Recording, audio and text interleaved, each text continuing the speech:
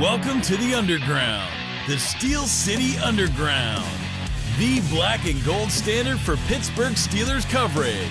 Now, here's your host, Joe Kuzma. Hello, everyone, and welcome to another edition of the Steel City Underground podcast. My name is Joe Kuzma, and I am here flying solo today to talk to you about another important Steelers topic because, tight ends is the most important thing going on right now in the world of the Pittsburgh Steelers in the NFL. Of course, we are at the end of May, heading and rounding the corner into June, which is the dead period season for the National Football League. So as we continue to bang out some of these shows between now and training camp, we're going to preview and give you some evaluation analysis on the different Steelers position groups. And it's just kind of funny how this happens to kind of play out, right? Fresh off of me talking about the NFL schedule right last week, but myself and Brian E. Roach, we talked about running backs. We didn't think running back was going to be a very big topic to talk about. We've been wanting to chew at the bit and talk about wide receivers, but my buddy Flash Zach Celadonia, he's still having some technical issues with his laptop, so he'll be back on hopefully next week, and we're going to get to talk about that because there's a lot of clickbait nonsense that's out there. And holy cow, Jalen Waddle, not getting traded to the Steelers, right? They just signed a huge deal with the Miami Dolphins, and one of 5 teams paying an average of $20 million or more per year for wide receivers. I'm trying to think off the top of my head who the other ones were. I'm pretty sure it was the Tennessee Titans, Miami Dolphins. There's a few others, I'm sure, but off the top of my head right now, can't think of it. But contracts on the brain, clickbait things that are out there. Had to throw this out because I didn't think I was going to be talking tight ends. Steelers really didn't do a whole lot with their tight end group this year. I mean, they've already got Pat Freiermuth starting to become more of a veteran player, entering the final year of his rookie contract, 4th season in the NFL upcoming. They have Mount Washington, Darnell Washington, drafted last season and thought of as a 6th offensive lineman, a player that many are expecting bigger things out of this, right? But the clickbait that really comes through, and it's not like the Steelers added Michael Pruitt. Okay, Pruitt's been around. He's worked with new offensive coordinator Arthur Smith in previous stints with the Tennessee Titans, also the Atlanta Falcons, where Arthur Smith was offensive coordinator and or head coach. So he's coming to basically be like player coach, maybe find a spot on this roster. Former 5th round pick, the 2015 NFL draft. He has been around the league for a hot minute. Vikings, Bears, Bills, Texans. There's another team with those highly paid wide receivers now. Stephon Diggs and Nico Collins just cashing in.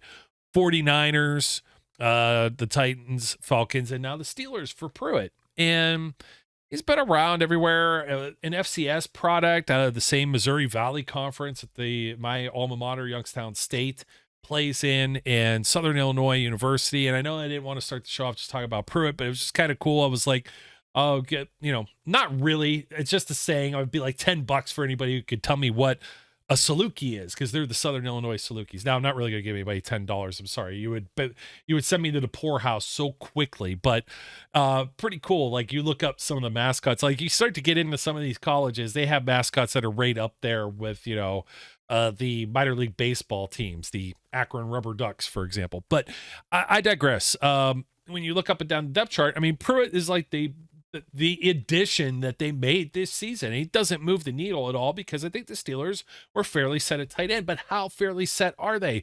Talking about spending a lot of money on wide receivers. Everybody's looking for a big move at wide receiver. Everybody's talking about contract extensions. You got Cameron Hayward, who's sitting out right now of the offseason workouts. He wants extended. He wants a new deal.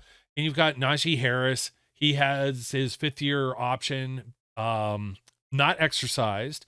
So it doesn't mean he's out the door, but it does mean that this is the last year of his contract, as well as Pat Freiermuth, guys that were drafted several years ago, entering their 4th and final year of the rookie deals, could be looking for an extension. And of course, my favorite person to make fun of as far as hot takes and whatnot is Andrew Filipponi. of 93.7 The Fan. He tweets this out, and it's also from Ray Fittipaldo, who's one of the Steelers insiders, one of the beat writers and reporters that you may be familiar with. He says he expects Pat Freiermuth to get an extension that will make him one of the 10 highest paid tight ends in the NFL, around $12 to $13 million annually. And as soon as I saw that, I said, okay, now I've got something to talk about with the tight ends group, because there isn't a whole lot else to talk about. You feel pretty comfortable for the most part with Pat Freiermuth, but do we feel $12 to $13 million comfortable per season with Pat Freiermuth? And I'm not sure that I know the answer to that just yet. Okay, just yet. We know that a lot of tight ends haven't had the greatest of success with Russell Wilson as their quarterback, right?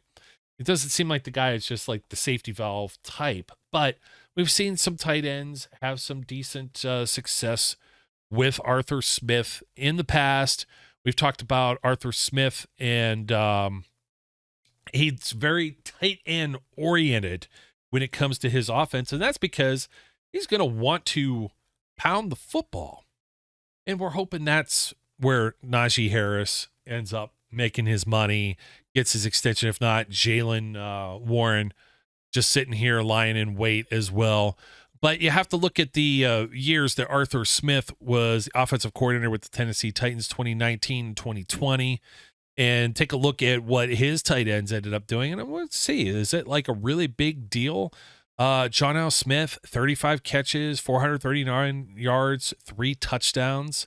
He had Delanie Walker, but in a very limited capacity. Delanie Walker at this point, 35 years old in the league, 35 years young, I should say, and 21 catches, 215 yards, 2 touchdowns. I mean, you put those two numbers together, you might be able to create like some better tight end. Anthony Ferkser, if you want to call him like an H-back or whatever, maybe a hybrid, but still over 200 yards receiving and 2 touchdowns. Michael Pruitt was out there too, 6 catches, 90 yards and a touchdown. And then you take a look at Arthur Smith's second year as offensive coordinator with the Tennessee Titans, and let's see what the tight ends did there. What we're looking for here is there an uptick? Is there a reason to believe that Pat Freiermuth is a $12 to $13 million per year tight end based on statistics? And I think what we're going to find is that statistics don't tell the whole story with tight end contracts. However, John L. Smith, 41 receptions, 448 yards, and 8 touchdowns in 2020. You had Anthony Ferkser kind of go an uptick here, 39 receptions, 387 yards, and a TD. Pruitt had 5 catches, 49 yards, but 2 touchdowns, still involved in the red zone, right?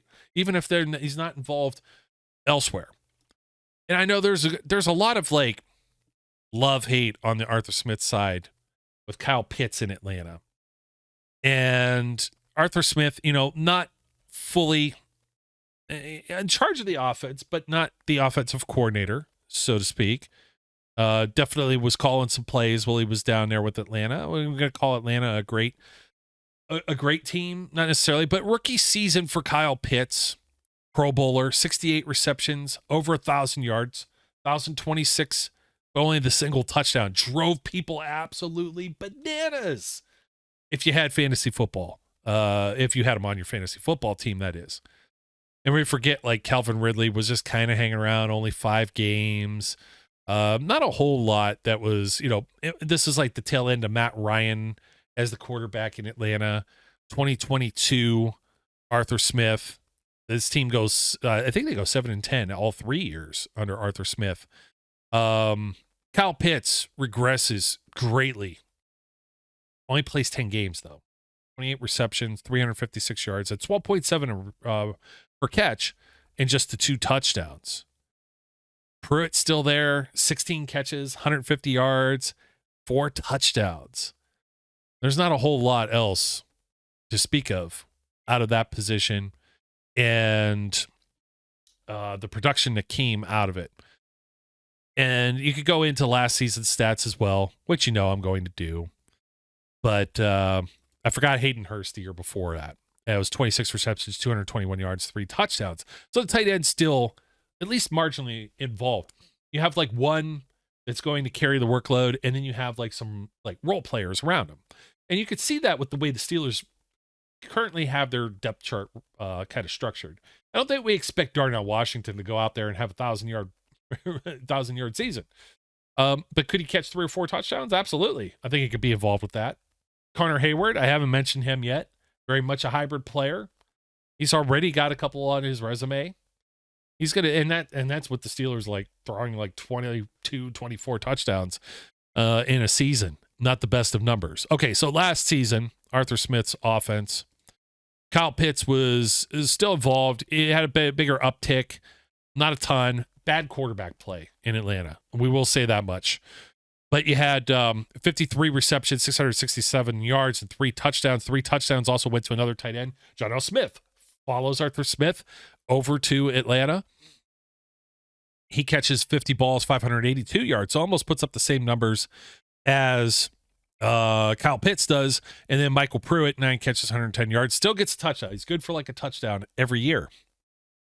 Must like at least getting some PT with Arthur Smith as his guy. But kind of gives you an idea. Those are the stats. And I know it's like, okay, Joe, that's not Travis Kelce. And I don't think anybody's going to touch Travis Kelce numbers.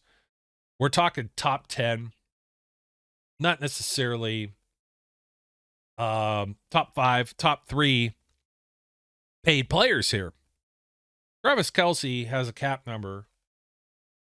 It's in the ballpark of $20 million, $19.5 million cap hit for this year. Now, I'm on overthecap.com right now, and I'm looking at the tight end cap numbers for 2024. Now, it could be a little misleading because some cap numbers are going to be a little lower the way it's dispersed over several years. Some of them might be at the beginning of a contract where it's lower. Some might be at the end of the contract where it's higher. But just to give you like a general idea, I will look at 2024, and I will also look at 2025. But Travis Kelce is the king of the hill here. And we're asking ourselves, is Pat Freiermuth the type of guy to get one of these big contracts? Well, we've got several that are over $10 million per year. Travis Kelce, Mark Andrews at almost 17, Taysom Hill, 15.7, Darren Waller, $14 million per season, New York Giants now. TJ Hawkinson, 14 a season. Tyler Higbee, 12.6 cap hit. This isn't the final year of his contract either. He's going to be slightly under 10 next year, and then has a void year of like 2-something million. I actually had this up because it was like when I see Tyler Higbee's name come up, and I'm not even at the end of the list of the guys making over 10 million as a cap number for 2024. I said, wait a second, maybe I'm misjudging what Pat Freiermuth may be worth. His agent's sitting there. His agent's like, nah, man. Tyler Higbee, that's the kind of money we're at least going to get you, especially with the way cap numbers, the salary cap keeps increasing. The salaries are going to keep increasing. So Tyler Higbee, let me see, he had a void year of $2 million. So effectively, he will be that much next season too. George Kittle, 12.2. Cole Kmet. There's a name that I threw out there in comparison. This isn't, the 1,000 yards every season, the double-digit touchdowns of Travis Kelce. Someone looking like maybe an all-time great. I looked at, I had Tyler Higbee's numbers up too, just because of all of this. But we got to look at Pat Freiermuth's numbers first. Because somebody's going to say, nah, he hasn't done anything. Paltry 2021 season of 8.3 yards per catch. That wasn't that good, but 2022, 11.6. Last year, 9.6. Got to get him the rock a little more. 2 touchdowns in each of the last 2 seasons. We know what those 3 seasons are all under Matt Canada as an offensive coordinator. At least half a season last year. Some turmoil there. Mostly plays in every game. He missed more last year. He only played in 12. 16 games played in each of the first 2 seasons. 60 and 63 receptions those first 2 seasons. 497 yards with the 7 touchdowns, but then 732 in 2022. That's that 11.6, but his touchdowns went down. Last year, only 32 receptions, 308 yards. And everyone's going to be like, Well, those aren't great numbers. He was only targeted 47 times last year, as opposed to 79 and 98 his first 2 seasons. So Pat Freiermuth, what's worth first 3 seasons in the league, 155 receptions, 1,537 yards, 11 touchdowns. And, the other way tight ends make money is better be able to block. Well, that's what Darnell Washington's around for. We've seen Pat Freiermuth maybe isn't the strongest blocker. He's not the absolute worst and not willing to give any effort whatsoever like some former players that have been with the Pittsburgh Steelers. Still searching for that guy to replace the legendary Heath Miller, right? And we think Freiermuth could be that guy. But you look at Tyler Higbee's numbers. And Tyler Higbee, he never went over 1,000 his first several years in the league, and he played 16 games each of the first 3 seasons in the league. He only had 4 touchdowns total and 85 yards, 295, 292 off of a total of 60 receptions, 672 yards. That's like Pat Freiermuth's best season, all wrapped up into one. That's 48 games. And then he goes into a 4th and final year, pops off 69 for 734 and 3 touchdowns. And he's been extended multiple times. He's 44 catches, 521 yards, 5 touchdowns. 61 for 560 and 5 touchdowns. 72 for 620 and 3 touchdowns. 47, 495 and 2 touchdowns last year. Making a lot of money. Right? Tyler Higbee. Cole Kmet. We know what the quarterbacking's been like in Chicago. They just keep coming to Pittsburgh after they're done there. Cole Kmet, first season wasn't so hot. 28 catches, 243, 2 touchdowns. No touchdowns at all in 2021, but 612 yards on 60 catches. Gets over 10 per catch in each of these next 2 seasons because then he goes 69 targets, but 50 receptions, 544 yards, 7 touchdowns. And then last season, 73 receptions, 719 yards, 6 touchdowns, only 9.8 yards per reception. And of course, Kyle Pitts is the last one on his rookie contract. We already went through Kyle Pitts, 10.4. Right after this, though, there's some guys that their contracts kind of disperse over time, and we'll see them in the top 10 or top 15 or the guys making more than $10 million when I pop open the 2025 list that's here. If you're looking at what I'm looking at here, if you keep going, guys still making 9 or better right now are David Njoku, Tyler Conklin of the Jets. Yes, Tyler Conklin of the Jets, Dallas Goedert of the Eagles, Dalton Schultz just shy of $8 million. Then Dawson Knox, Noah Fant, Evan Ingram, Jawan Johnson are all the guys over $7 million apiece. And like Dalton Schultz, I've seen some stuff from Dalton Schultz, but we have to remember that like tight ends aren't necessarily always going to put up these big wide receiver numbers. Dalton Schultz, he's in that same range of 60 catches for anywhere from 550 to 650 and maybe 5 TDs or so a year.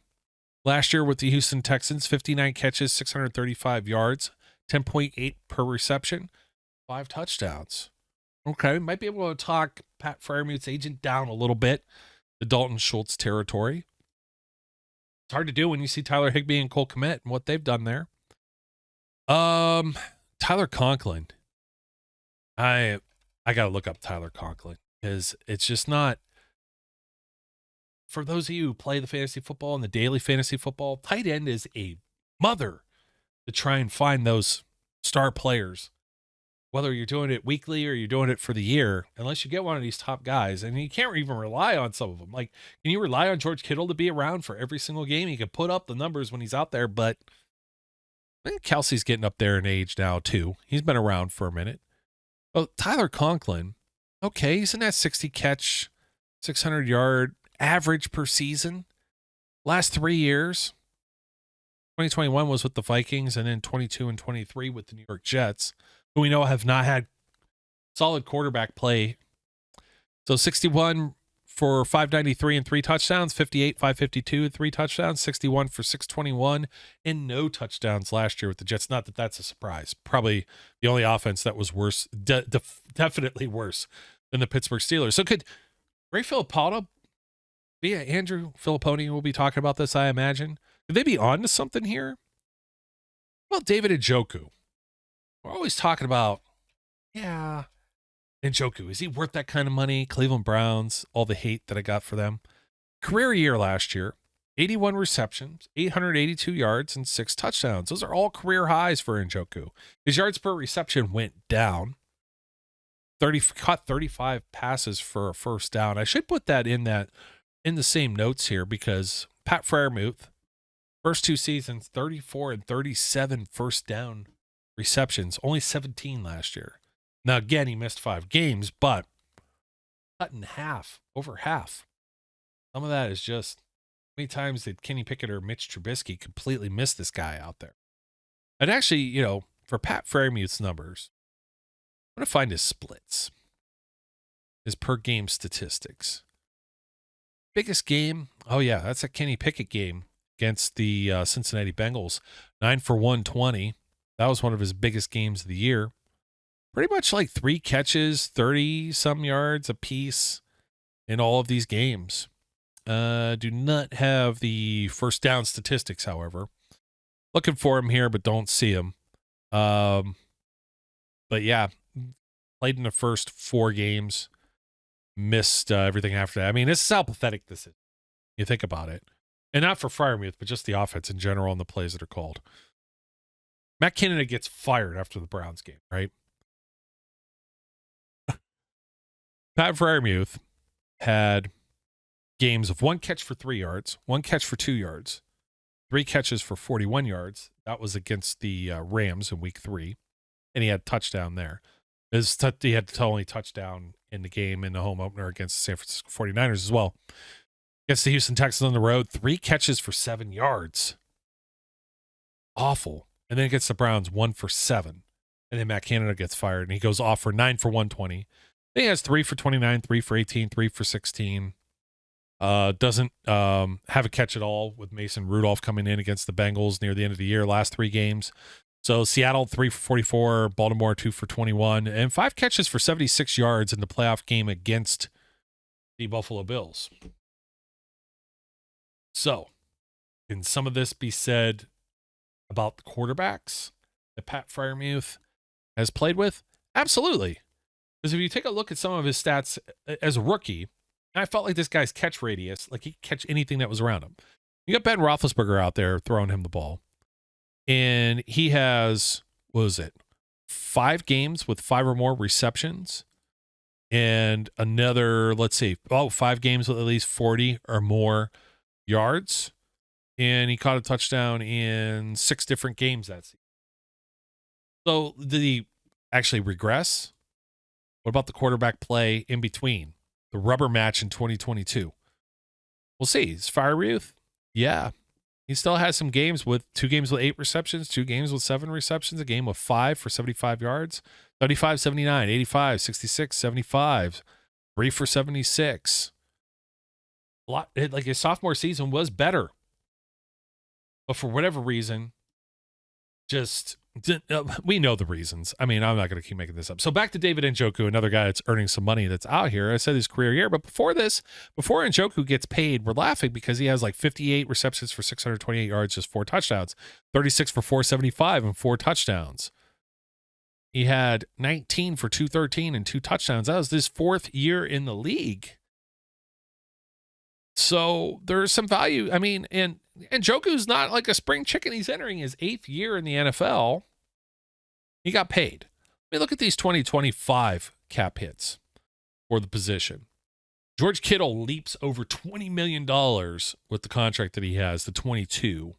That's over Travis Kelce. Then Evan Ingram is 3rd on this list. Mark Andrews, Taysom Hill, Darren Waller, TJ Hawkinson, Dawson Knox up to $14 million. Dalton Schultz also at $14 million. Noah Fant is on the books with the Seahawks for 13.5. And then you go down to Dallas Goedert. Njoku is at 11.7. Cole Kmet, some usual suspects. Kyle Pitts. Hunter Henry, $10.5 million with the New England Patriots. Colby Parkinson and Tyler Higbee, both of the Rams, earning $9.8 and $9.6 million. Josh Oliver, the Minnesota Vikings, $9.4. And that goes down to Gerald Everett at $6.5 million. So You see the names that are at the that as you keep going: Will Disley, Durham Smythe, John O. Smith, Foster Moreau, Adam Troutman, Brock Bowers, rookie contract there, and some rookie contracts still within this too, like Drew Sample, down at 2.7, 10.7. No, not that much just yet. You might get lucky if you find somebody that's in this. You'd have to use another draft pick to replace Pat Freiermuth in order to get a lesser contract. So if you get ahead of that, how do you get ahead of that? You do what the Steelers usually do, and that's extend the player a year before they hit the market and hit their full market value. And if you feel the Pat Freiermuth is going to be healthy and not have any concussion issues going forward, then you do the deal. You probably do it for 3 years, and it's probably going to end up somewhere between, I don't know. Could be, if it's at least 10, it's got to be 30 million. But I'm thinking in my head, in my brain, it's got to be 34, 36, maybe even inching upward. There's going to be some bonuses and stuff, signing bonuses that are involved in there. You got a lot of tight ends that are blocking tight ends that make their money just solely by doing this. And I don't think that necessarily you drafted Darnell Washington and he's going to jump right in and he's going to become that guy.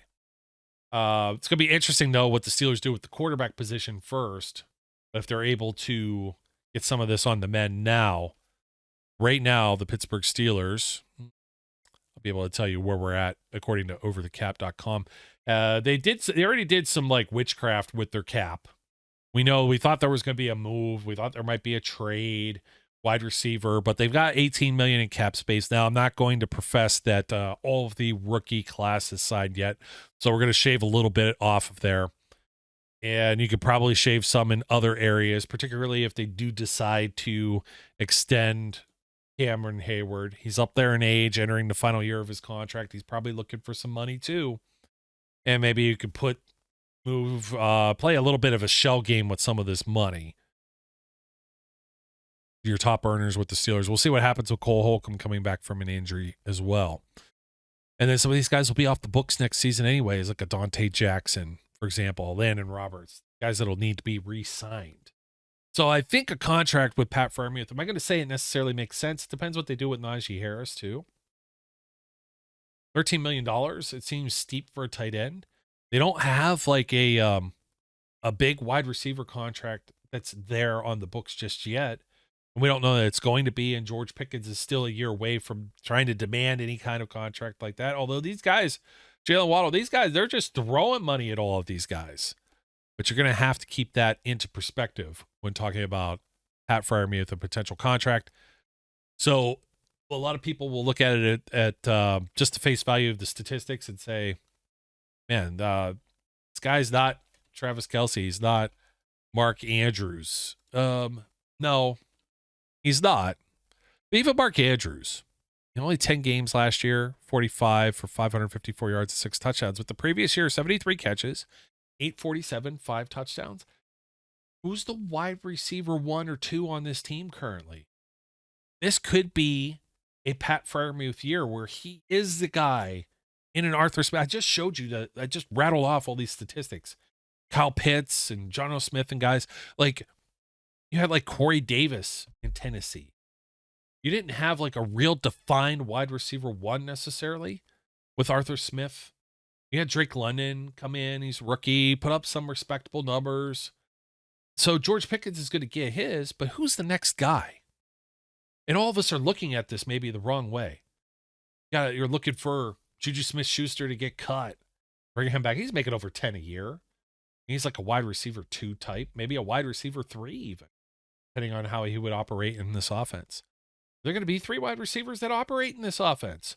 Or is it just going to be George Pickens and maybe one of the veteran wide receivers like Van Jefferson or maybe Calvin Austin or Roman Wilson steps up into this spot?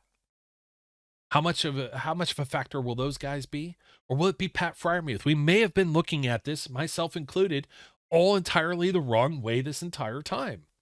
And this is going to be dictated now by the offseason workouts and implementing this new system of Arthur Smith's and seeing how Pat Freiermuth, the kind of chemistry that he has with Russell Wilson or Justin Fields, how he helps out these quarterbacks, and what kind of value he brings. It may be far harder to replace him next season, depending on the Steelers' team needs. There's going to be a lot of free agents that are here. I think offensive line's probably settled. They might look at another wide receiver depending on how this goes. This is way too early thinking, but could even be a quarterback if the season tanks. We don't know what they're going to be looking at. Another corner or a defensive back. But these draft picks become valuable. Yes, you could find some tight ends in later rounds, but it tends to be just as much a crapshoot as any other position. Some guys get discovered. They fall through the cracks because of whatever measurables, however they interview. George Kittle was a very late pick, 5th rounder, I believe. Mark Andrews, I think was, what was Andrews? I'm going to look this up because I don't want to butcher it. But Mark Andrews, I believe, was a 3rd round pick. Could have been 2nd. Same year they took Caden Hurst, and we were making fun of this team. Yep, 3rd round. We were making fun of the Ravens for taking like a bunch. They just had so many tight ends on this roster. And good for them that they found him, pick 86 overall. So it could be had. It could happen. Darnell Washington could become that next guy. But I'm not going to necessarily bank on it. And it kind of, I'm not trying to like poo-poo on the, rain on Darnell Washington's parade. He had 10 targets last year. He caught 7 of those for 61 yards. He had 4 first downs out of those 7 catches, so that's good. The guy finds ways to move the sticks. Didn't score. He didn't necessarily have like the biggest numbers when he was in college, coming out of Georgia, but he showed everybody that he was able. He had the capability to catch the ball, though. His junior season, his final year with Georgia, 28 catches, 454 yards, 2 touchdowns. His previous 2 years, 21 games, he only had 17 receptions and about, let's get the graph, 310 yards receiving. So, yeah, Darnell Washington, I have high hopes for Darnell Washington. I like him. Mount Washington. A little bit of Pittsburghese. One thing my mom didn't say was Warsh. I could say that, but she did say Major. So she had the other one. She had many of the other lingo, so to speak. And so a lot of that, that's not fake. That comes from my household. I ended up becoming an English major because I corrected her so often. It's just like that Rust Belt language, I guess, that gets thrown around. Love you, Bob. So anyways, Darnell Washington, I see maybe having more purpose in the Arthur Smith offense. He's the clear tight end too. The other guy I haven't talked about a lot because this has like been a Pat Freiermuth show. Gadget player. He will find his way. No, he is not. The team's not being held hostage to extend him. Connor Hayward. Cam Hayward came right out and said, "Who comes up with this garbage?" But Connor's had he's had a pretty good start to his NFL career. Most of us were thinking as a 6th round pick, maybe he doesn't end up sticking around. 12 catches rookie year, 151 yards and a touchdown, and then 23 catches, 167. So his yards per reception, like everyone else, went in the tank. No touchdowns coming from there. But also a special teams type guy, somebody that could block. He'll be involved. And I think that's where Pruitt being brought on is going to help. He's going to get everybody lined up. It's probably his smarts and his knowing how things operate that lands him a roster spot. And you look at the rest of the Steelers tight ends. He's the only one that's really added. Rodney Williams comes back. Rodney Williams got like a little itty bit of time. He had 2 targets thrown his way. I'm trying to see what his snap counts were. They weren't very much. Most of his playing time. I think he did end up getting called up to the main roster at one point, but he was also on the practice squad and kind of carved his way onto the field. He actually had more offensive snaps than I thought when Pat Freiermuth was out. So, but I mean, not a whole lot. We're talking about 4, 11, 12, 3, 3, DNP on offense, all just special teams mostly. 4, 5, 4, 2, 2, 4, 1. That's his offensive snaps. His special teams 7, 12, 13, 13, 21, 16. Yeah, that's where he's at. Kick and punt units, coverage teams, hands teams, stuff like that. So, I'm not trying to say that Rodney Williams won't be a fine depth piece or carve out his own role on the team. But always when it's like he's an undrafted player and he coming out of UT Martin, it's an uphill battle. It always will be for those type of guys. I remember I used to talk about Kevin Rader all the time as having an uphill climb to try and stay on a 53-man roster. And I really want to talk to you about all the other tight ends on the roster, but I just did. That's it.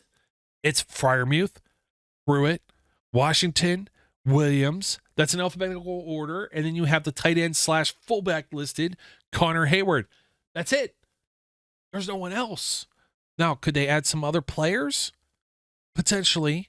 Maybe just to run some drills. Like, they need, I don't know how many more bodies they might need. But all these guys have a shot at making the roster depending on how many wide receivers make it. There are a lot of mid wide receivers that are on this team. We're going to be talking about a lot of that in the coming weeks, coming time. But folks, I'm going to cut it off right here. I want to hear your comments. Let me know what you think. Extend Pat Freiermuth, and how much is too much? Some pretty rich contracts I just went through. But we're not talking about, it doesn't take a lot to end up with top 10 money at this position. There's 32 teams. Theoretically, 32 tight end ones. So when we think of it in that type of light, Pat Freiermuth definitely got to be top 15. You're going to get paid like a top 10. And will he play like a top 10? Ooh. Don't forget to like, comment, subscribe, leave a rating or review wherever you may be. We always appreciate all of you out there for supporting Steel City Underground podcast wherever you may be. My name is Joe Kuzma, and I'm going to put a bow on the show for now. And as we always do when we close this program out, we encourage all of our great watchers, listeners, viewers out there to be safe, be good, and we'll catch you later. We would like to thank you for listening and remind our listeners to follow us on social media and our website, www.steelcityunderground.com.